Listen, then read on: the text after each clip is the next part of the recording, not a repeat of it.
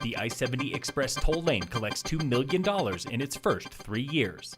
Phil Lindeman, Krystal, 93 News. First, a magnitude 4.3 earthquake rattled the western slope this morning around 4 a.m. The epicenter was 30 miles north of Parachute, but shockwaves could be felt as far east as Eagle, 75 miles away. No reports of injuries or damaged structures.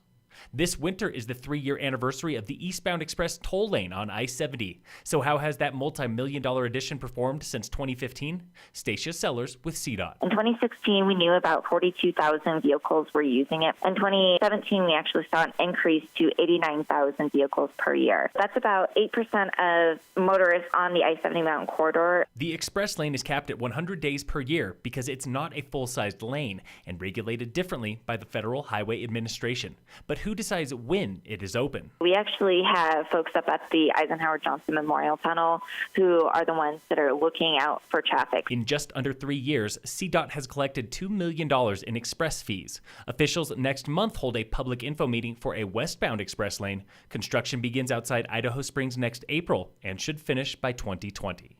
Nearly 2 inches of rain this week put the hurt on the Silver Creek fire burning northwest of Kremling.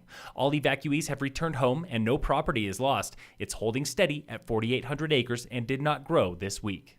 Another fire to the north, the Sugarloaf fire, has not grown since July. The nearby Sugarloaf and South Fork campgrounds reopened earlier this week.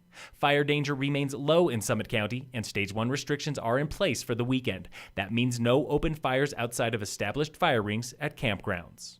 There's a circus coming to town, and your taste buds are part of the show. I find more often than not folks leave finding a cider that they like. That was Stephanie Carson with Cider Circus. The annual event brings more than 75 beer and cider samples to Copper Mountain tomorrow. But this off-kilter festival is more than sipping cider. We also have Scotty Wise, who is featured on America's Got Talent. He's a magician, and he's going to be roaming the crowd, just kind of blowing your mind a little bit with some tricks. Performers come from the Salida Circus, and there's live music by Hobo Village. Entertainment is free with a grand tasting ticket. It's the perfect day to join the circus. The one-day-only Cider Circus is tomorrow in Center Village. First pour attendees get in at 1 p.m., and the grand tasting runs from 2 to 6.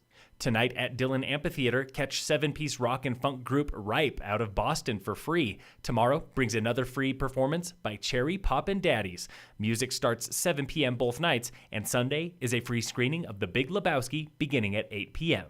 In sports, the Rockies open a series with the Cardinals tonight, just in time for Matt Holliday's return to the lineup. He won a ring with St. Louis in 2011. First pitch is 6:40. Also tonight, the Broncos play the Redskins in Washington. Kickoff is 5:30.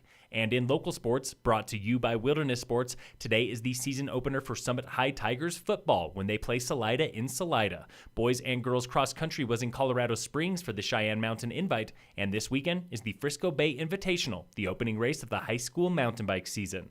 That race brings more than 400 youth riders to the Frisco Peninsula for racing Saturday and Sunday, so we suggest avoiding those trails from 9 a.m. to 3 p.m. Phil Lindeman, Krystal, 93 News.